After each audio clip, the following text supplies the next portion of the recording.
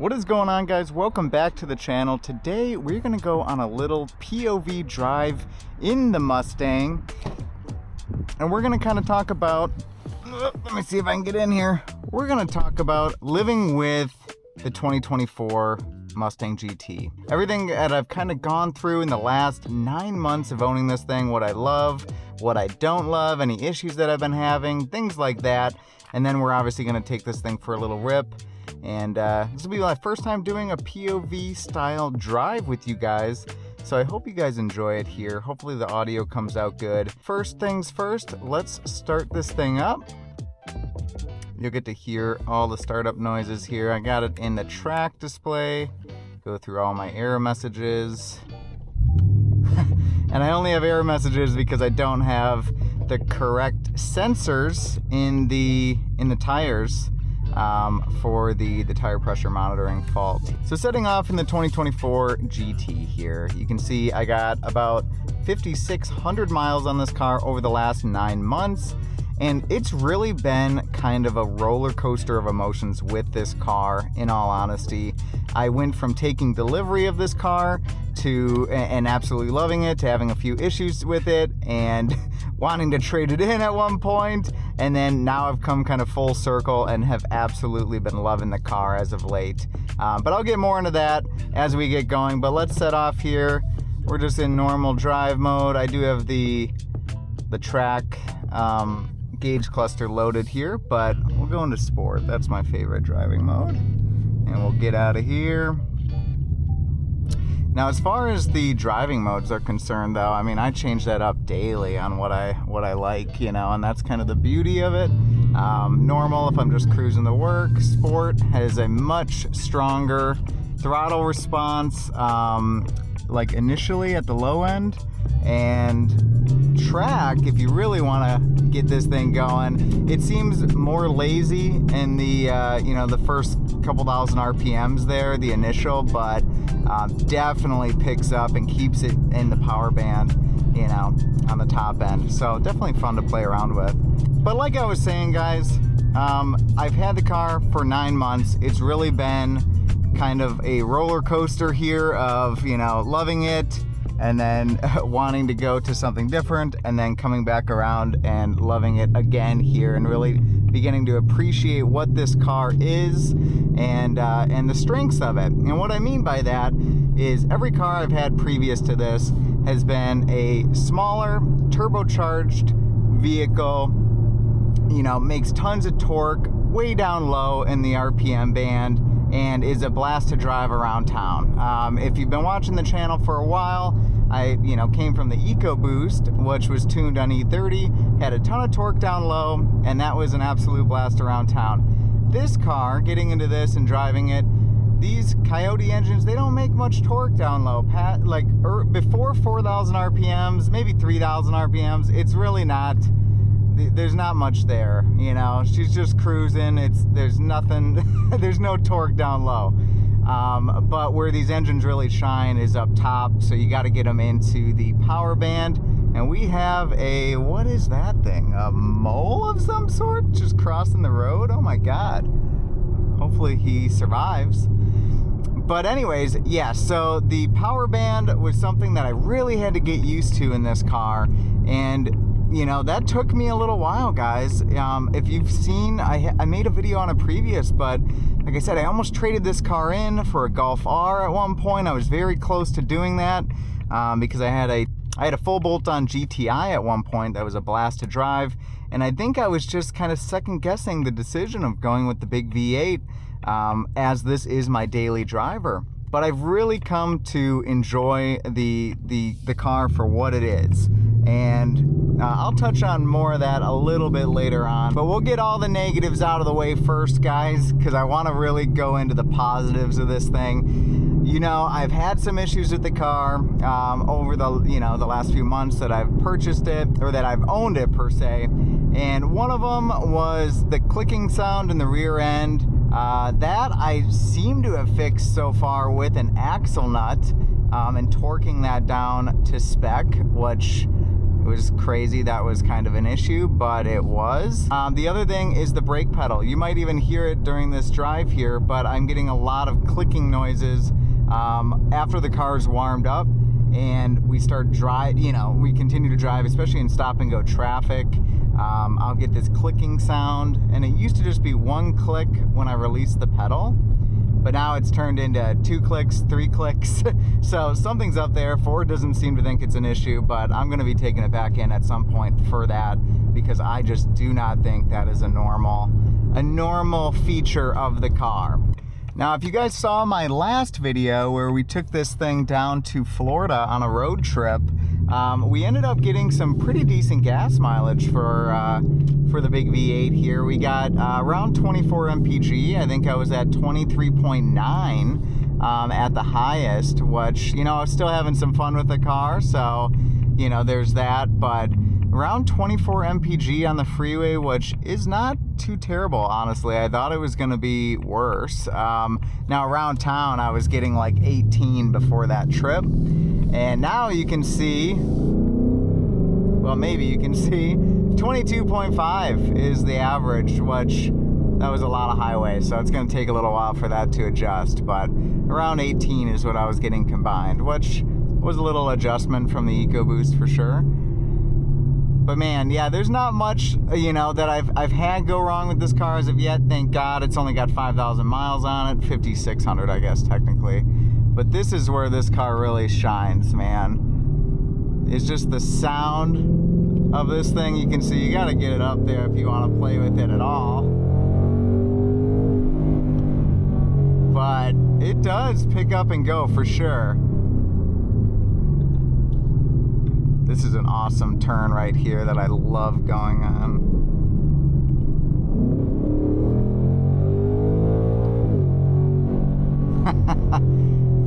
Yeah. Oh, and we gotta slow it down. There's somebody just leaf blowing the road.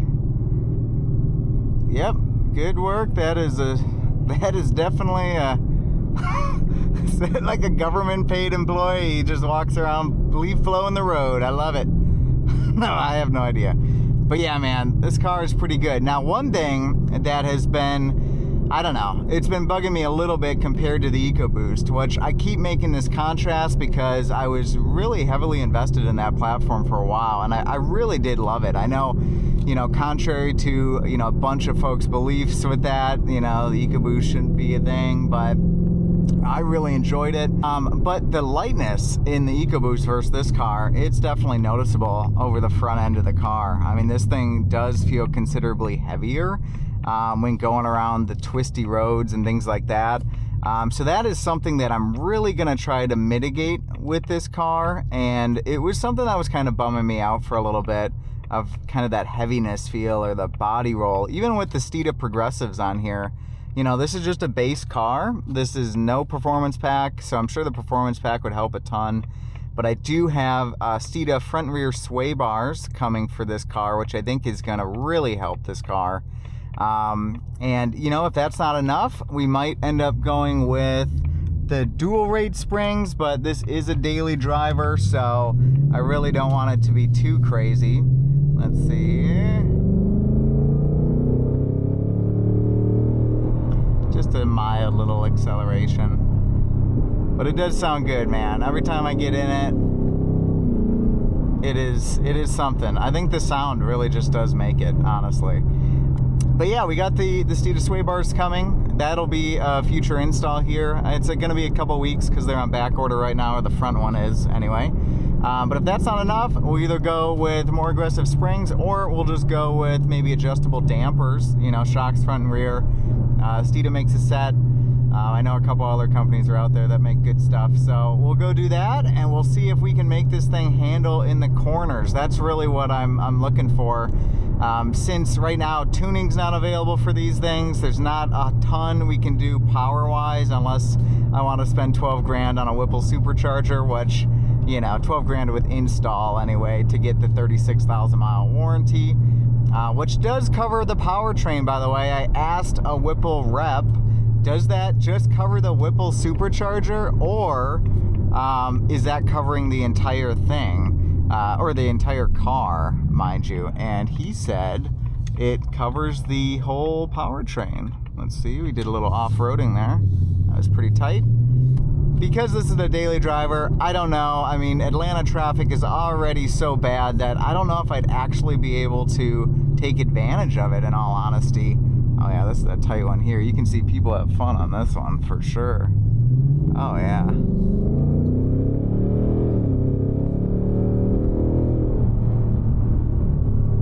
It doesn't do too bad. You just feel the body roll a bit here.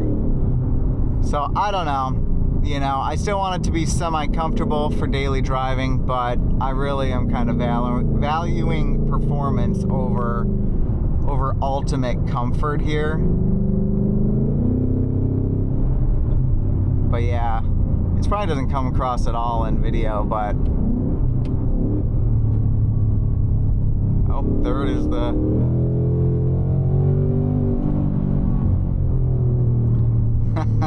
yeah, it does sound pretty dang good, man. This is just that MBRP exhaust, you know, but we could do headers as well. We could go that route. You guys put in the comments down below, what do you guys think we should do? Should we go and try to build this thing NA with some headers? We make this thing handle. That's really what I'm gonna do regardless. I'm gonna make this thing handle better because I just really want that for me. But as far as performance, as far as power goes, should we, you know, save up for the Whipple? Should we try to make that happen? Do you think it's worth it for a daily driver? I mean, I think it'd be incredible, but I just don't know if I could use all that power most of the time, right? Or do we do an NA style build with headers? We wait for tuning, which may be, you know, 100 years from now. I don't know when that's going to be available. But headers, we get, you know, 30 wheel horsepower. We throw an intake on there when they become available, other than the K&N, because I'm not sure about that one. And we go from there. I don't know. You let me know, guys. What I really want to say is that I've really come to appreciate the 5-liter and how it delivers its power. You know, it's a different driving experience, you know, down low. You can just kind of hang out and cruise. But if you really want to get after it and have some fun, you just, you know, you put it in sport mode, you put it in track, it keeps it in its upper RPM. And why not? Let's go to track right now and I'll show you what I'm talking about. Track mode here. Now let's see if it kind of numbs out the throttle down low, but there you go. It does do some cool like upshifts here too, or downshifts.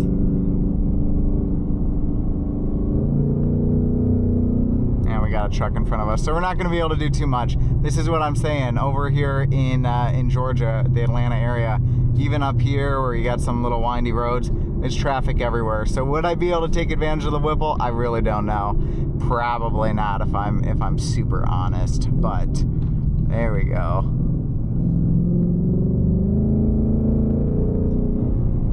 But yeah, I've really kind of come to love the way it delivers its power. You know, do I wish sometimes, you know, it had a little bit more low-end torque? Yes. But overall, I've just really come to love this car, man. There's something about it, especially when we were down in Florida and I was cruising, you know, the roads, you know, in this bright blue Mustang GT with the windows down.